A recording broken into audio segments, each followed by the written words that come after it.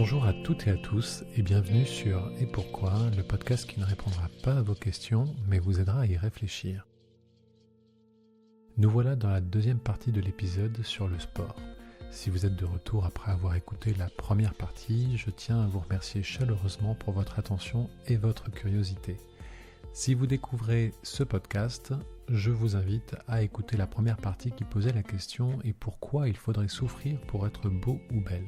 Dans cet épisode, nous avions exploré comment le sport impacte l'image de soi en valorisant ses bienfaits psychologiques et corporels comme la confiance en soi et la gestion du stress. Cependant, il arrive que cela soit perçu comme des injonctions sociales, créant ainsi de la culpabilité et un hyper-contrôle de l'alimentation. Entre idéal sportif, normatif et pression culturelle, le sport peut alors devenir un miroir des attentes sociales au-delà de ses vertus physiques. Aujourd'hui, dans cette deuxième partie, nous allons voir comment le sport, bien plus qu'un simple effort physique, est devenu un prisme révélateur de nos obsessions, de nos aspirations et des transformations sociales. À travers l'histoire, découvrons comment il a façonné notre rapport au corps et notre identité. Première grande partie de l'histoire à l'estime de soi, histoire du sport, des dieux à la salle de gym.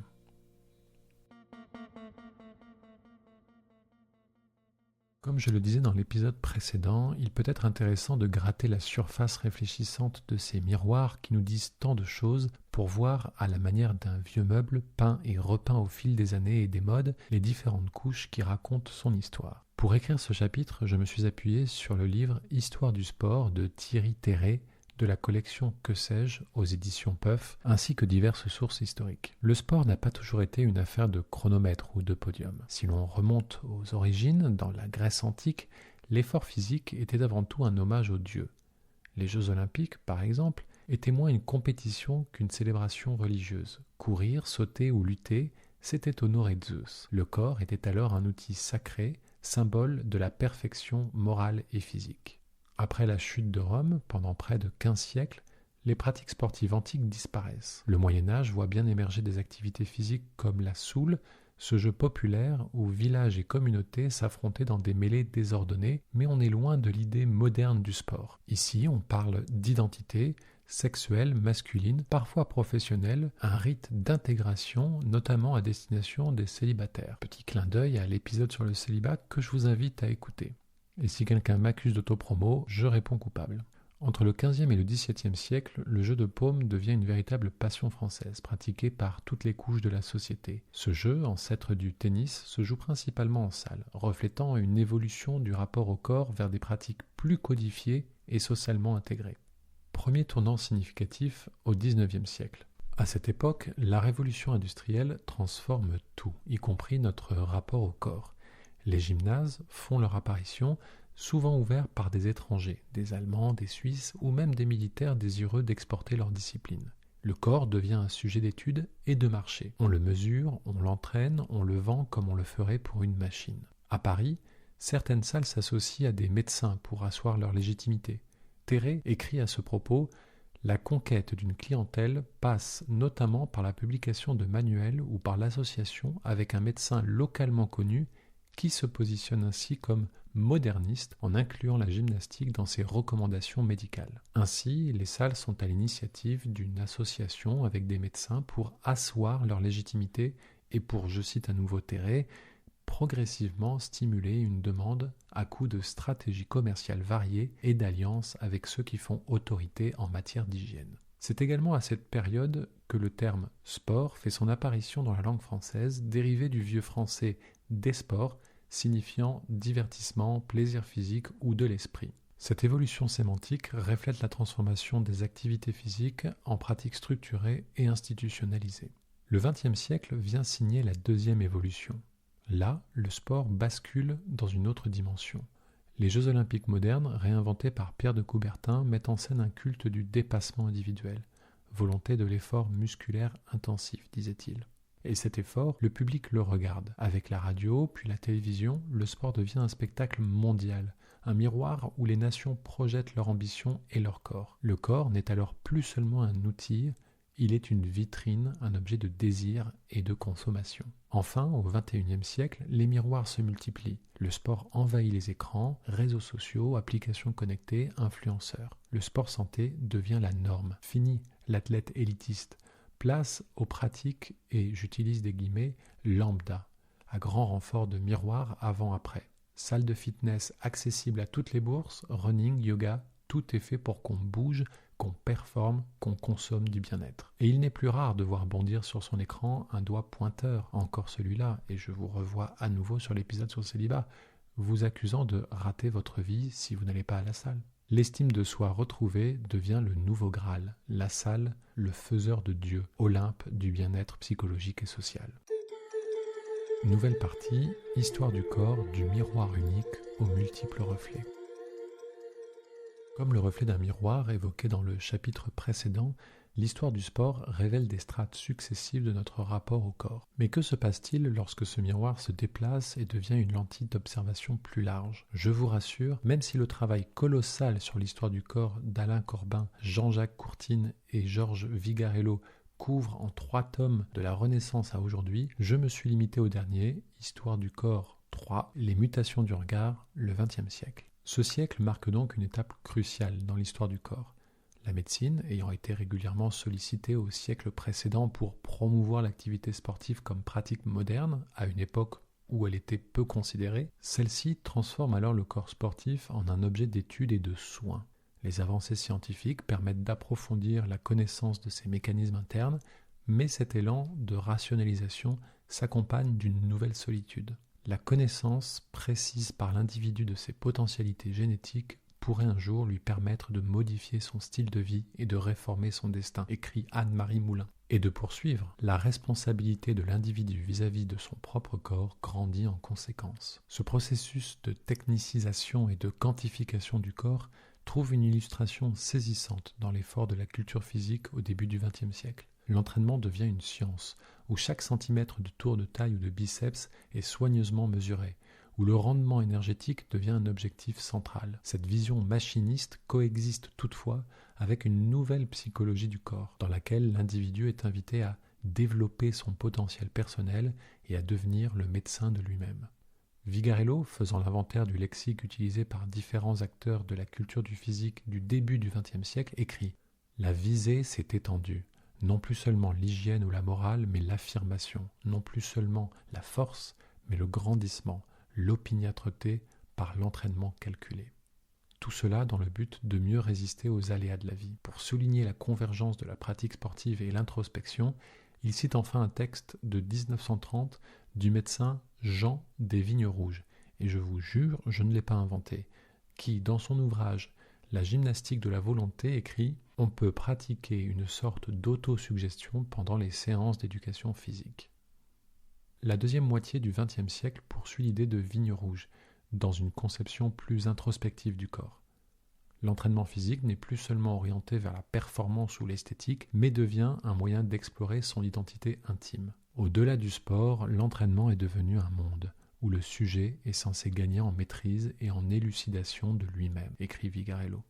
Ce glissement vers un corps profond reflète une psychologisation croissante de nos sociétés, où l'individu cherche dans son corps une voie d'épanouissement et d'autonomie. L'esthétique, il en est question avec le recul de la pudeur amorcé à la Belle Époque et amplifié après les guerres mondiales. La plage, espace de loisirs et de mise en scène de soi, devient un lieu emblématique de cette libération corporelle. Les centimètres de tissu diminuent, hommes et femmes voient la proportion de textile disparaître au profit de centimètres de peau supplémentaires. Mais cette liberté apparente masque de nouvelles contraintes. La minceur, la fermeté et l'esthétique deviennent des normes omniprésentes, renforcées par les médias et l'industrie de la mode. L'exposition croissante des corps, notamment à travers la photographie et plus tard la vidéo, redéfinit le rapport à soi. Le miroir, autrefois immobile dans l'armoire à glace, cède la place à une auto-présentation perpétuelle nourrie par les appareils photo et les selfies. Grâce à la démocratisation des modes de communication et d'échange, ce n'est plus nous seuls face à notre miroir, mais l'accessibilité à des centaines de milliers de miroirs connectés. Je citerai enfin directement la conclusion d'Yves Michaud. Michel Foucault écrivait en 1976 dans « La volonté de savoir » Le sexe est devenu plus important que notre âme, plus important presque que notre vie. Pour décrire la situation contemporaine, il faut juste remplacer sexe par corps et supprimer le presque. Le corps est devenu plus important que notre âme, il est devenu plus important que notre vie.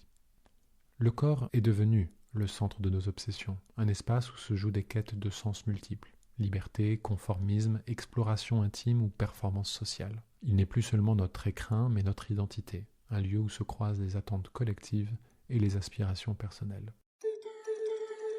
J'ai appelé cette nouvelle partie « L'estime de soi, carrefour du bien-être et des injonctions sociales ». Tout au long de l'épisode, nous abordons les impacts du sport sur l'image de soi. Mais une dimension centrale mérite d'être approfondie, celle de l'estime de soi. Et ça tombe bien car figurez-vous que Didier Delinière, enseignant-chercheur, dans son ouvrage Psychologie du sport, y consacre un chapitre. Et pour cette partie, je vous invite vraiment à accrocher vos ceintures parce que nous allons aborder 2-3 notions un peu techniques. Historiquement, l'estime de soi était perçue comme un trait stable de la personnalité. Cependant, les recherches récentes montrent qu'elle est en réalité une construction dynamique. Selon le modèle de Kenneth R. Fox, universitaire et chercheur spécialisé en psychologie de l'activité physique, et Charles Corbin, figure importante de l'éducation physique, le tout réalisé en 89, l'estime de soi repose sur plusieurs niveaux, allant de sentiments de compétences spécifiques à des domaines sociaux, professionnels et physiques. Concernant ce dernier, il identifie 4 sous-dimensions. La condition physique, qui pourrait s'illustrer par l'endurance d'un coureur qui réussirait à prolonger son temps de course sans être étouffé, ou un exemple qui vous parlera à tous, la capacité de monter 3 étages à pied sans laisser un poumon à mi-parcours. La compétence sportive, c'est-à-dire votre capacité à exécuter de façon plus précise un mouvement qui ne serait pas guidé par une machine, ou la maîtrise des stratégies sur un terrain de foot. La force, bon là c'est facile à comprendre, la sensation de puissance qui se dégage lorsque vous réussissez à soulever 10 kg de plus par rapport à la semaine dernière à la salle. Et enfin, celle que vous attendiez tous et toutes, l'apparence. Qu'il s'agisse de votre propre perception, et si vous y arrivez, moi perso, je suis nul pour ça, ou plus fréquemment des commentaires positifs qui valident les efforts. Vous savez, ce célèbre « Ah, t'as l'air en forme aujourd'hui ». Ces différents éléments interagissent de manière bidirectionnelle. Une compétence perçue à un niveau particulier peut renforcer l'estime globale de soi. Mais l'inverse est également vrai. Une forte estime de soi peut protéger l'individu des fluctuations négatives dans un des domaines cités. Et le sport agit comme un catalyseur pour renforcer l'estime de soi, notamment par la perception du progrès physique et le sentiment de maîtrise personnelle qui contribue à une meilleure image de soi. L'augmentation du sentiment de contrôle de son corps permet alors de réduire le stress et contribue au bien-être psychologique. Et enfin, l'effet miroir positif, car le sport fournit un espace où les réussites peuvent être reconnues et valorisées, évidemment bien présentes dans des activités collectives, mais aujourd'hui, les applications de sport sont nombreuses à vous gratifier de diverses animations ou pop-up pour féliciter les quelques kilomètres en plus parcourus aujourd'hui, les kilos en plus soulevés à la salle et ceux perdus sur la balance. Et je ne parle pas des likes sous le nombre incalculable de photos prises devant le miroir des vestiaires. Mais voilà, il y a un revers à la médaille, pour faire un clin d'œil à Coubertin. La focalisation sur certaines dimensions, comme l'apparence physique perçue, peut créer une estime de soi conditionnelle. Cette dernière peut alors devenir dépendante des standards sociaux ou des performances, augmentant les risques de mal-être psychologique. À l'échelle de nous autres anonymes, solitaires face à nos miroirs physiques et mobiles, l'exposition répétée et repoussée par les algorithmes de modèles idéaux sur les réseaux sociaux peut exacerber un sentiment d'insuffisance. À l'échelle publique, nous entendons de plus en plus de sportifs de haut niveau dévoilant au grand jour la détresse psychologique dans laquelle ils peuvent plonger, leur estime de soi étant mise à rude épreuve car de la victoire à la défaite, c'est un processus oscillant entre euphorie et déception qui entraîne une variabilité excessive. Comme le rappelle Delinière, il est essentiel de préserver une certaine stabilité dans la dynamique de l'estime de soi, en valorisant des progrès internes plutôt que des injonctions externes. Si le sport peut être un puissant levier de bien-être et d'épanouissement personnel, il convient de rester vigilant face aux injonctions sociales qu'il peut véhiculer. L'estime de soi ne devrait pas être liée uniquement à la performance ou à l'apparence, mais à une acceptation globale de soi. Dans ce contexte, Le sport est à la fois un vecteur de bien-être et peut devenir un facteur de pression supplémentaire dans une société obsédée par l'image et la performance. Cette réflexion nous invite à repenser notre rapport à nous-mêmes au-delà du miroir réel ou symbolique. J'ai appelé cette dernière partie « Miroir, mon beau miroir ». Je ne vous ferai pas l'affront de vous citer la réplique en entier, ni prendre le temps de vous expliquer d'où elle provient, sans risquer de vous créer un effet Mandela. Rien qu'avec cette phrase, vous avez de quoi vous occuper sur Internet. Comme tout bon miroir, donc, le sport nous renvoie une image de nous-mêmes. Mais entre le reflet que nous percevons et ce que nous voulons y voir, il y a souvent un décalage, parfois vertigineux. Nous l'avons vu, le sport, à travers ses pratiques et ses représentations, agit comme une loupe. Il grossit nos forces, mais aussi nos doutes. Et à mesure que la culture populaire et les réseaux sociaux se sont emparés du sujet, cette loupe s'est transformée en projecteur, illuminant autant qu'il brûle. Reprenons mon objet d'étude préféré, votre hôte. Je m'inscrivais au sport en étant célibataire alors que mes résultats médicaux n'indiquaient pas de problème de santé particulière. Il y avait une part de moi qui y allait pour distraire, comme le disait Poirel, mes difficultés du quotidien. Et une autre part pour répondre à l'exigence des critères de sélection algorithmique omniprésents sur les applications de rencontres. Ainsi, il suffit de scroller 2 minutes sur Instagram, TikTok ou Tinder pour comprendre que le sport ne s'y pratique plus seulement, il s'y performe, il s'y exhibe. Chaque selfie post-séance, chaque vidéo montrant un exploit musculaire ou une progression physique devient un tableau où chacun expose sa meilleure version de soi. Mais ce que l'on oublie souvent, c'est qu'un tableau est une construction, jamais une réalité brute. Ces constructions finissent par créer des idéaux, des corps parfaits, des routines parfaites, des vies parfaites. Et lorsque l'on regarde ces images depuis la place de spectateur, le reflet d'un autre miroir semble soudain bien fade. Une distorsion se crée, le sport censé nous renforcer devient parfois la source d'une pression supplémentaire. Le paradoxe des réseaux sociaux, c'est qu'ils sont à la fois une source d'inspiration et un foyer de frustration. Il y a quelque chose de fascinant à voir des gens se transformer, à entendre leur histoire de résilience ou à admirer leur dévouement. Ce qui était censé motiver peut se transformer en injonction. Il arrive alors qu'on fasse du sport pour soi, mais aussi pour correspondre à une norme invisible mais omniprésente. Et pourtant, comme nous l'avons vu, le sport reste une activité importante dont les effets pour le bien-être physique et psychologique ne sont plus à démontrer. C'est un outil puissant de santé pour son corps et son esprit. Encore une fois, les sciences le prouvent. La question est alors de savoir comment naviguer dans ce qui peut être perçu comme un flux incessant. Peut-être en prenant conscience que chaque progression ne raconte qu'une partie de l'histoire et que le mot progression ne se limite pas au champ lexical du sport, mais peut aussi s'explorer dans d'autres domaines qui font du bien. Nous arrivons gentiment dans la conclusion et les dernières minutes de cet épisode.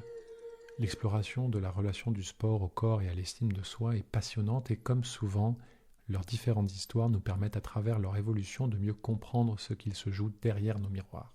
L'activité physique, quelle qu'elle soit, restera un excellent moyen accessible à tous d'aller mieux. Comme je l'exprimais plus tôt, cette affirmation n'est pas à remettre en cause. La réflexion peut davantage se tourner vers la forme d'injonction ressentie par certains et certaines face aux recommandations unidirectionnelles à faire du sport. Les raisons de s'inscrire dans une salle sont multiples, et je ne doute pas qu'il y a parmi vous de nombreuses personnes qui passeront le cap des 6 mois et inscriront cette pratique dans une véritable routine personnelle. Il y a la santé mentale, la santé physique, et les deux se retrouvent dans la gestion de l'estime que l'on porte à soi-même. Le sport réussit à réunir l'amélioration de ces deux paramètres, et il existe aussi d'autres activités qui peuvent les améliorer.